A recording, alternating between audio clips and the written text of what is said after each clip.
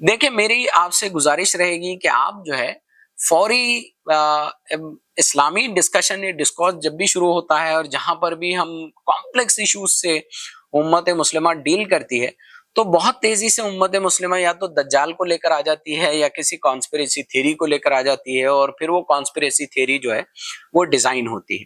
Conspiracy theories से ज़्यादा हमको कुरान की रोशनी से अक़ल का इस्तेमाल करते हुए, बहुत शऊर का इस्तेमाल करते हुए, हमको ये देखना पड़ेगा कि कुरान मजीद क्या इन चीज़ों के बारे में कहता है। यकीनन इस पर हम रोशनी डालेंगे, लेकिन इब्लीस ने इंसानियत को कुछ मेजर चैलेंजेस दिए हैं। जब अल्लाह ने आदम की तख्लीक की और वो पूरा इवेंट हुआ, तो इब्लीस ने कुछ चैलेंजेस दिए हैं। देखें, सेक्सुअल एनार्किज्म या सेक्सुअल लाइसेंसियसनेस का एक चैलेंज उसने दिया, बेहयाई बेशर्मी का चैलेंज उसने दिया, कभी ना आने वाली मौत, ऐसी जिंदगी या ऐसी हयात का उसने चैलेंज हमारे सामने पेश किया। बड़ा खूबसूरत और हसीन और जमील हमेशा रहने का चैलेंज उसने हमारे सामने पेश किया।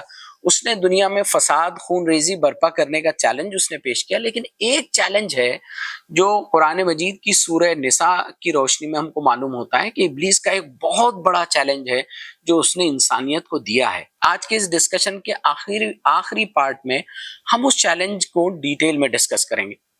लेकिन पहले उस चैलेंज पर जाने से पहले हमको ये समझना पड़ेगा कि ये टेक्नोलॉजी समाज और इंसान को किस वसी पैमाने पर बदलने का अपने अंदर कैपेसिटी और कैपेबिलिटी रखती है।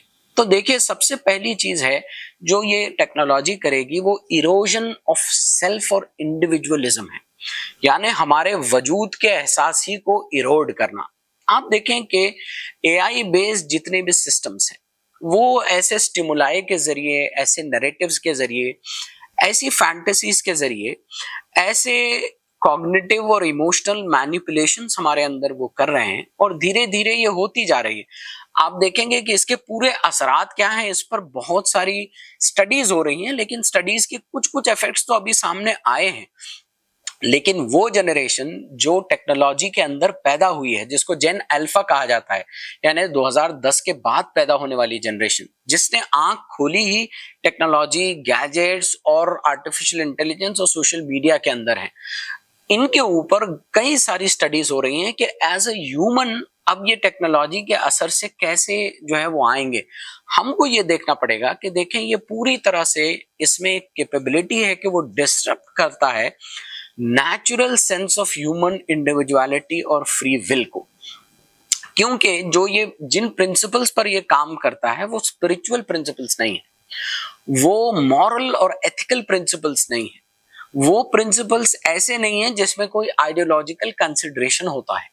लेकिन ये पूरी की पूरी टेक्नोलॉजी एक मार्केट ड्रिवन फोर्स के तहत चलाई जा रही है। एक मार्केट ड्रिवन फोर्स है जो सिर्फ एनहांस करना चाहता है ह्यूमन एक्सपीरियंस को, यानी कि ह्यूमन माइंड बॉडी कॉम्प्लेक्स के एक्सपीरियंस को वो एनहांस करके अलग अलग एप्लीकेशंस के जरिए, चाहे वो मेडिकल की दुनिया में हो या एक एक्सट्रीम पर एंटरटेनमेंट की दुनिया में हो, वो तब्दीली लाना चाहते हैं। आप देखें कि वो ह्यूमन बॉडी के इस एक्सपीरियंस को इतना एनहांस करना चाहते हैं कि आर्टिफिशियली ऑगमेंटेड ह्यूमन बॉडीज या ह्यूमन पार्ट्स या ह्यूमन माइंड को वो ला रहे हैं। और ये प्रॉमिस जो है हमको साफ नजर आ रहा है कि वो जो चैलेंजेस देते हैं उनके नजदीक एक अहम चैलेंज है जो इब्लीस ने दिया था। यानी वो कहते हैं कि हम एक्सटेंडेड लाइफ स्पैन हम लोगों को देंगे, यानी हम मौत को देर तक जो है वो टाल सकते हैं। मौत को तो नहीं टाल सकते हैं, लेकिन इंसान की हयात को वो बढ़ाने की जो है बात कहते हैं।